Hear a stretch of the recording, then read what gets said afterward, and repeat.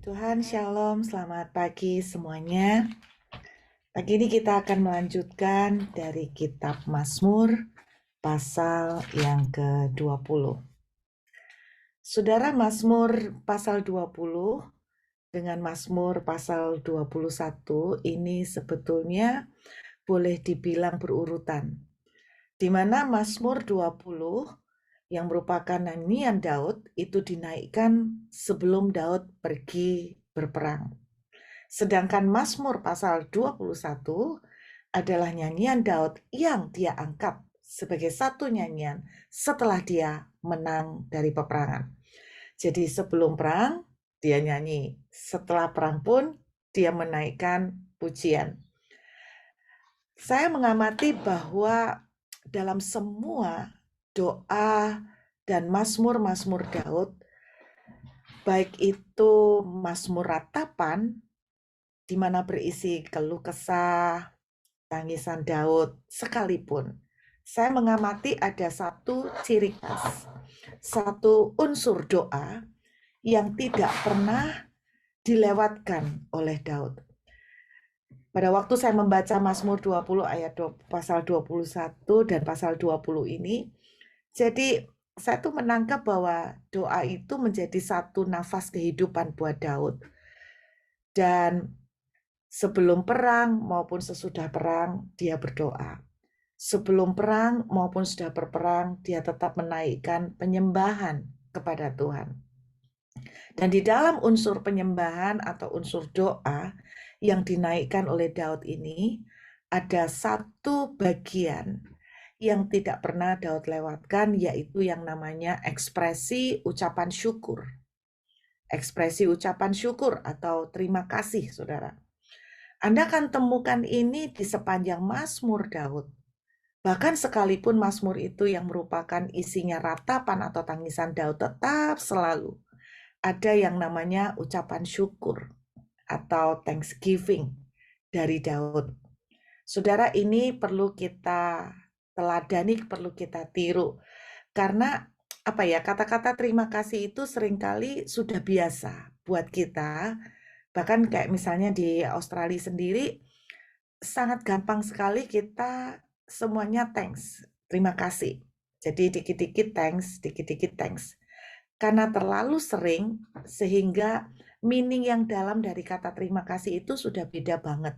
Jadi sepertinya kata terima kasih itu seperti sebuah ekspresi ringan, ungkapan ringan saja, ya tidak ada arti yang dalam. Tetapi kalau kita melihat ternyata di Alkitab, ekspresi ucapan terima kasih itu dalam banget. Bukan sekedar thanks, bukan sekedar thank you ya, makasih ya. Cuman simple seperti itu, enggak. Nah, beberapa bulan ini saya banyak konsentrasi sedang belajar bahasa Ibrani lebih dalam dari firman Tuhan. Dan saya menemukan bahwa kata terima kasih itu punya pengertian yang dalam. Nah, sebelumnya saya ajak Anda melihat di dalam Kolose, di dalam kitab Kolose pasal yang ketiga, Kolose pasal yang ketiga ayat yang ke-16. Kolose pasal yang ketiga, kita akan lihat di ayat yang ke-16. Firman Tuhan menuliskan begini, hendaklah perkataan Kristus diam dengan segala kekayaannya di antara kamu, sehingga kamu dengan segala hikmat mengajar dan menegur seorang akan yang lain. Dan sambil menyanyikan mazmur dan puji-pujian dan nyanyian rohani, kamu mengucap syukur kepada Allah di dalam hatimu. Saya menangkap di ayat 16 ini, dituliskan begini. Kalimat awalnya, kamu hendaknya mengajar dengan segala hikmat. Kamu mengajar. Mengajar apa, saudara? Ternyata salah satu faktor yang diajarkan adalah mengucap syukur. Kalau kita membaca Kolose pasal 3 ayat 16 ini dengan hati-hati, kita akan menemukan bahwa ternyata Tuhan itu menghendaki bahwa supaya mengucap syukur itu diajarkan kepada gereja. Mengucap syukur diajarkan kepada jemaat, karena di ayat 16 tadi disebutkan, hendaklah dengan segala hikmat kamu mengajar. Mengajar apa? Nah, di situ ada beberapa faktor. Salah satu mengajarnya adalah mengucap syukur. Kenapa? Ternyata simple ya, mengucap syukur ini mesti diajarkan kepada gereja. Saya menemukan ada dua hal penting kenapa mengucap syukur tuh harus diajarkan. Nah, pagi ini saya mengajarkan kepada saudara sebuah simple tema yang sederhana, yaitu mengucap syukur. Kenapa harus diajarkan? Yang pertama, kita lihat yuk dalam 1 Tesalonika. Dalam kitab 1 Tesalonika pasal yang kelima. Kita lihat 1 Tesalonika pasal yang kelima. Kita akan melihat dari ayat yang ke-16 sampai dengan ayat 18. Bersukacitalah senantiasa, tetaplah berdoa. Dan ayat 18, mengucap syukurlah dalam segala hal, sebab itulah yang dikehendaki Allah di dalam Kristus Yesus bagi kamu.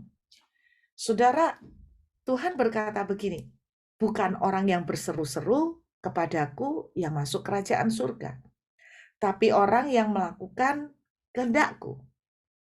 Nah, ternyata kita nggak usah melebar kemana-mana tentang melakukan kehendak Tuhan yang serem-serem. Tetapi salah satu kehendak Tuhan adalah mengucap syukur. Karena kata yang dipakai di sini pakai akhiranlah. Kita tahu di dalam pelajaran bahasa Indonesia, akhiranlah itu fungsinya imperatif atau perintah. Jadi, mengucap syukur adalah sebuah perintah Tuhan. Sebuah kehendak Tuhan. Berarti saudara dan saya harus melakukan. Tuhan bilang kalau barang siapa tidak setia dengan perkara kecil, nggak usah muluk-muluk ngomong setia dengan perkara besar. Kalau perintah Tuhan yang simple, seperti mengucap syukur aja, kita gagal untuk melakukannya. Kita nggak usah muluk-muluk merasa kita ini sok rohani. Saudara, mengucap syukur adalah salah satu perintah Tuhan, salah satu kehendak Tuhan. Jadi kenapa mengucap syukur harus diajarkan kepada gereja Tuhan? Karena itu perintah. Jadi suka tidak suka, mengucap syukur dalam segala keadaan, dalam sakit maupun sehat, dalam susah maupun senang. Ada satu perintah Tuhan simple yang harus kita lakukan, yaitu mengucap syukur. Nah, rupanya Daud ini melakukan kehendak Tuhan. Tidak heran dalam segala faktor hidupnya, Tuhan itu berkenan. Tuhan itu melihat Daud dan Tuhan bilang, the man of my own heart. Orang yang mirip dengan hatiku, orang yang punya kesamaan dengan yang hatiku mau. Jadi saya melihat bahwa ini ayat sudah dipraktekkan oleh Daud. Dalam segala keadaan di setiap mazmurnya, itu yang dilakukan oleh Daud. Kan Alkitab menuliskan, itu yang dikehendaki oleh Allah.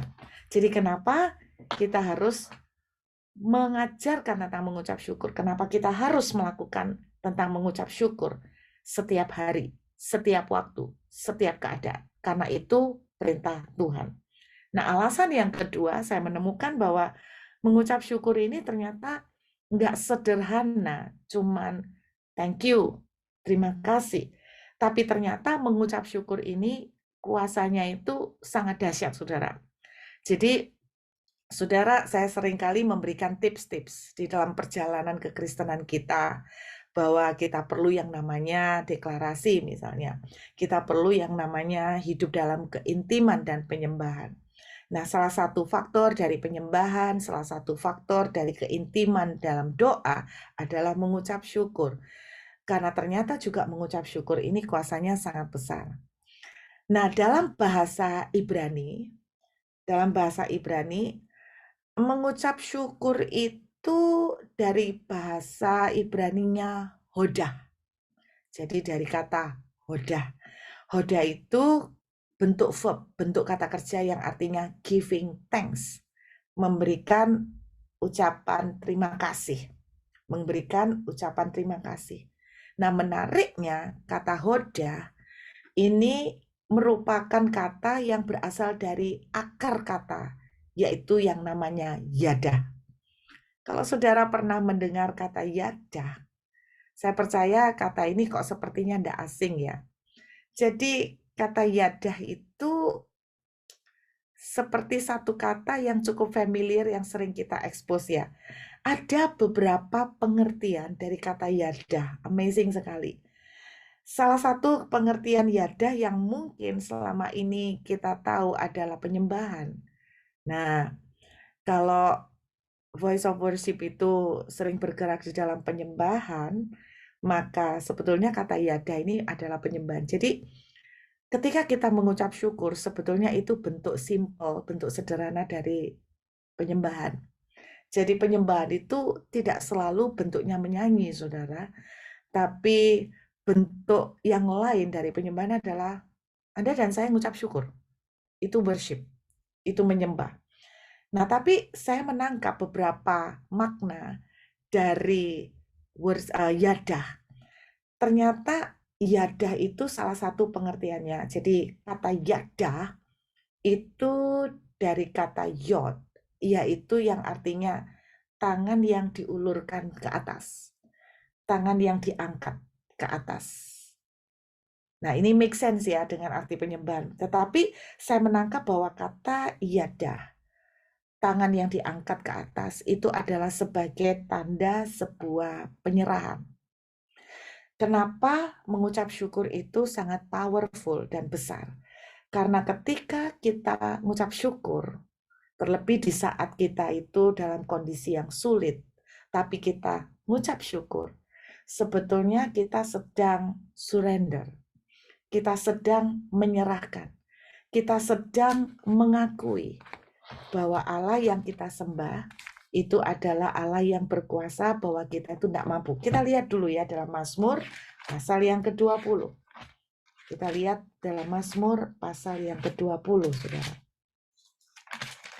Di dalam kitab Mazmur pasal yang ke-20, perhatikan ini ucapan syukur Daud, yaitu di ayat 6. Kami mau bersorak-sorai tentang kemenangan-Mu dan mengangkat panji-panji demi nama Allah kita. Kiranya Tuhan memenuhi segala permintaan-Mu. Nah, ini salah satu bentuk ucapan syukur Daud. Kami bersorak-sorai mengucap syukur atas kemenangan-Mu. Walaupun dia belum menang, ini masih mau pergi perang. Di ayat yang kita akan melihat di Mazmur 20 ayat 9. Mazmur di bahasa Indonesia ayat 8. Orang ini memegahkan kereta dan orang itu memegahkan kuda. Tetapi kita bermegah dalam nama Tuhan Allah kita. Jadi ternyata kata yada yang artinya tangan terangkat, itu kita sedang menyadari bahwa kekuatan Tuhanlah yang menentukan. Kita sedang menyadari bahwa kita tidak mampu tanpa pertolongan Tuhan. Itu adalah sebuah attitude penyerahan, sebuah attitude bergantung sama Tuhan. Dalam Yeremia pasal yang ke-17, Tuhan katakan begini, diberkatilah orang yang mengandalkan Tuhan, tapi terkutuklah orang yang mengandalkan kekuatannya sendiri maupun mengandalkan orang lain. Jadi ketika kita bisa mengucap syukur, saudara, ketika kita bilang Tuhan, terima kasih. Sebetulnya bahkan di dalam keadaan yang sulit seperti yang dialami oleh Daud, sebetulnya kita itu sedang mengucapkan kata-kata Tuhan, saya tidak mampu tanpa Engkau. Saya sungguh bergantung kepada kekuatan dan otoritasmu. Karena kata terima kasih itu dalam bahasa Ibrani mengangkat tangan penyerahan kepada Tuhan. Nah, arti lain dari kata yada adalah offering. Nah, saudara tahu offering itu persembahan. Nah, seringkali kita itu menganggap bahwa persembahan itu cuma bentuk duit, atau persembahan itu bentuk tenaga, atau persembahan itu bentuk menyanyi. Ternyata ketika kita mengucap syukur, kita sedang melakukan persembahan. Nah, mari kita lihat di kitab Mazmur pasal yang ke-50. Kita lihat Mazmur pasal yang ke-50, Saudara. Judulnya aja dari Mazmur pasal 50 adalah ibadah yang sejati. Nah, kita akan melihat di ayat yang ke-22 sampai dengan ayat yang ke-23. Perhatikanlah ini. Hai kamu yang melupakan Allah, supaya jangan aku menerkam. Jadi kalau kita melupakan Tuhan nih ya, kita diterkam nih pengertiannya. Dan tidak ada yang melepaskan, tidak ada pertolongan. Siapa yang mempersembahkan syukur sebagai korban? Nah, siapa mempersembahkan syukur sebagai korban? Nah, Anda perhatikan. Mempersembahkan ucapan syukur adalah offering, korban persembahan. Dan kalau Anda lihat dari ayat sebelumnya, di ayat 22, siapa yang melupakan Tuhan akan diterkam. Berarti saya menangkap. Lalu kemudian ayat 23 bicara tentang siapa yang mempersembahkan syukur sebagai korban. Berarti saya menangkap, kalau orang bisa mengucap syukur, berarti kita kan nggak melupakan Tuhan. Kan gitu ya. Karena ayat 22 bicara siapa yang melupakan Tuhan. Lalu di ayat 23 Tuhan bilang persembahkan syukur. Berarti dengan kata lain ketika kita mempersembahkan syukur, berarti kita sedang mengingat Tuhan. Kita tidak melupakan Tuhan. Ketika kita mempersembahkan syukur sebagai offering, kita sedang mengingat Tuhan. Dan kalau menurut ayat 22 nih, kalau kita mengucap syukur dan mengingat Tuhan, maka akan terjadi kelepasan, maka akan terjadi keselamatan, maka terjadi pertolongan. Anda lihat ayat 23. Siapa yang mempersembahkan syukur sebagai korban, ia memuliakan aku. Siapa yang jujur jalannya, keselamatan yang daripada Allah akan kuperlihatkan. Jadi dengan kata lain, ketika kita mempersembahkan korban, ucapan syukur, bukan korban duit, saudara. Bukan korban tenaga. Ketika kita melepaskan korban persembahan berupa ucapan syukur, itu merupakan salah satu jalan kita akan melihat mujizat. Kita akan melihat pertolongan. Kita akan melihat keselamatan. Amin. Nah, arti yang lain dari yadah atau ucapan syukur adalah confession. Confession dalam bahasa aslinya diterjemahkan dengan speaking for, melepaskan pengakuan, mengakui, confessing, ada mirip dengan declaring. Mari kita lihat Markus pasal yang ke-11. Kita lihat Markus pasal yang ke-11. Markus pasal yang ke-11, kita akan melihat dari ayat 24 sampai dengan ayat yang ke-26. Markus pasal 11 ayat 24 sampai dengan 26. Karena itu aku berkata kepadamu, apa saja yang kamu minta dan doakan, 24 sampai 25 ya, percayalah bahwa kamu telah menerimanya, maka hal itu akan diberikan kepadamu. Saudara, kalau kita fokus di ayat ini, kita akan menangkap begini. Salah satu cara berdoa yang Tuhan ajarkan gini, kalau kamu tuh berdoa, kamu tuh melakukan tindakan iman. Nah, ada orang bilang begini, kalau kita itu percaya bahwa hari ini itu akan hujan, walaupun mungkin ramalan cuaca tidak ada hujan, tapi kalau kita itu percaya bahwa kita hari ini akan terjadi hujan, maka ketika kamu keluar, kamu akan bawa payung, kan seperti itu. Kalau kita keluar, tapi kita tidak bawa apa-apa, berarti kita tuh sebetulnya meragukan kalau kita itu akan dapat hujan atau tidak. Nah, sama saudara. Ucapan syukur sebetulnya merupakan sebuah confession atau pernyataan iman bahwa kita itu percaya akan terjadi kemenangan dan mujizat. Dan makanya saudara, kenapa saya bilang ucapan syukur itu sangat besar kuasanya. Karena Tuhan bilang kalau kamu mendoakan sesuatu, percaya kamu telah menerimanya. Daud pada Mazmur 20 itu sebelum pergi perang. Nah, ketika dia bilang, Tuhan, kami mau bersorak-sorai untuk kemenangan yang daripadamu. Padahal belum terjadi kemenangan. Jadi ketika mengucap syukur, sebetulnya kita itu membuat statement iman. Dan ketika membuat statement iman, Anda harus ingat, Tuhan seringkali berkata, jadilah sesuai imanmu. Ketika kita percaya, Tuhan terima kasih, karena kau sudah memberikan kemenangan padaku. Itu yang dikatakan oleh Daud. Dan apa yang terjadi? Mazmur 21. Betul-betul sungguh menjadi penggenapan apa yang dikatakan oleh Daud di Mazmur 20 ayat 6. Jadi walaupun belum menang, akhirnya Daud mengalami penggenapannya. Karena ketika dia mengawali dengan iman, dia sudah bawa payung walaupun kelihatan cuaca cerah. Nah itu rupanya yang merupakan titik awal kemenangan yang dialami oleh Daud. Jadi saudara dan saya mesti sering mengucap syukur walaupun belum dijawab doanya. Walaupun pertolongan belum terjadi. Karena ketika kita mengucapkan yadah, ucapan syukur, saudara, kita sedang mendeklarasikan, kita sedang mengakui kemenangan kita. Makanya di mana ada iman, di situ mujizat akan terjadi.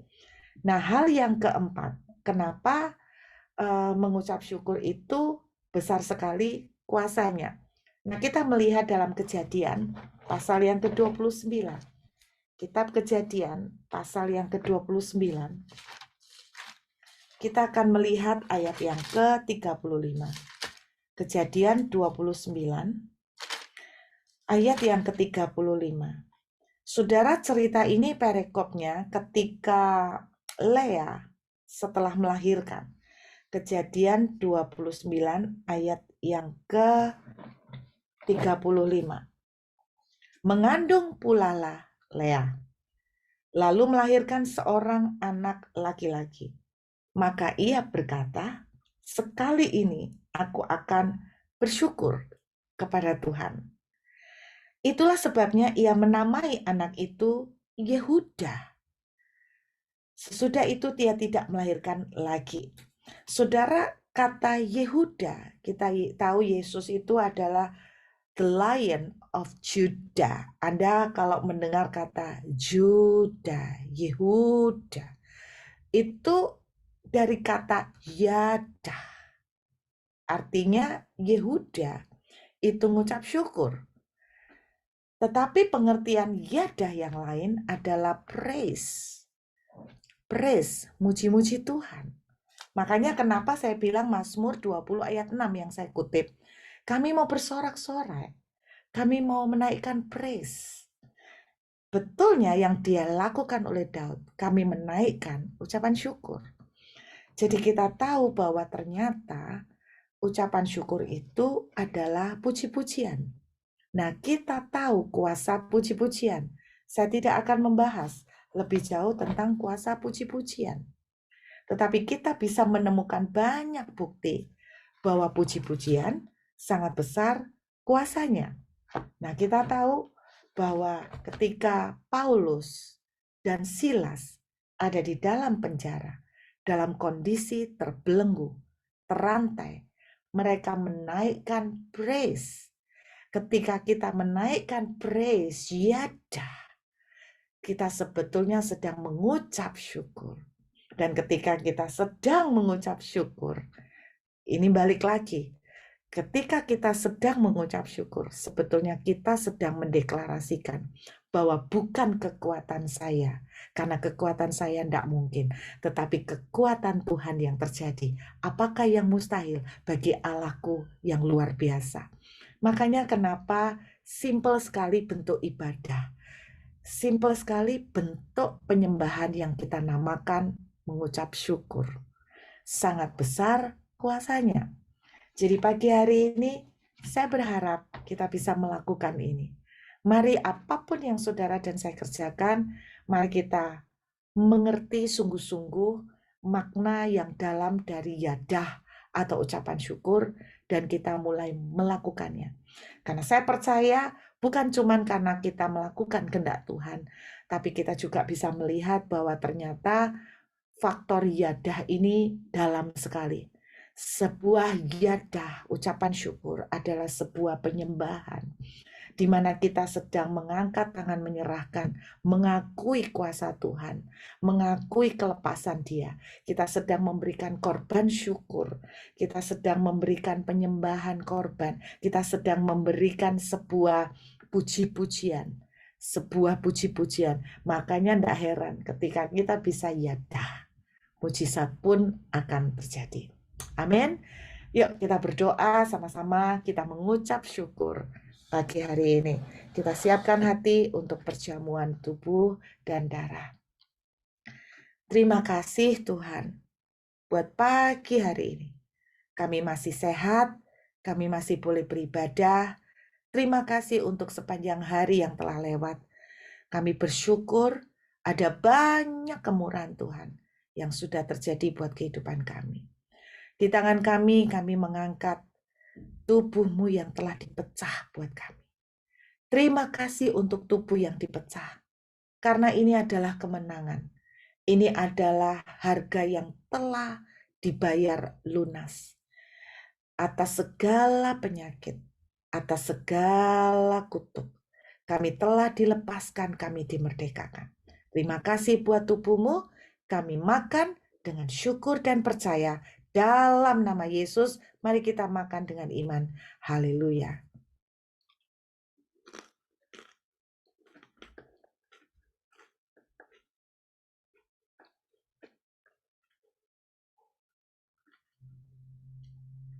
Kita angkat anggur di tangan kanan kita. Terima kasih untuk darah perjanjian baru yang ditumpahkan bagi kami. Saat kami minum anggur ini, kami percaya darah-Mu mengalir dalam seluruh pembuluh darah di tubuh kami. Kami darah daging-Mu. Kami milik kepunyaan-Mu. Kami telah menjadi anak-anak-Mu. Terima kasih Bapa, kami terima dengan ucapan syukur dalam nama Yesus. Mari kita minum dengan iman. Haleluya.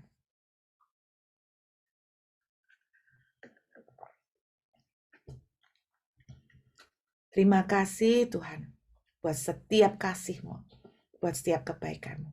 Kami ucap syukur, bagi-Mu segala kemuliaan selama-lamanya. Amin.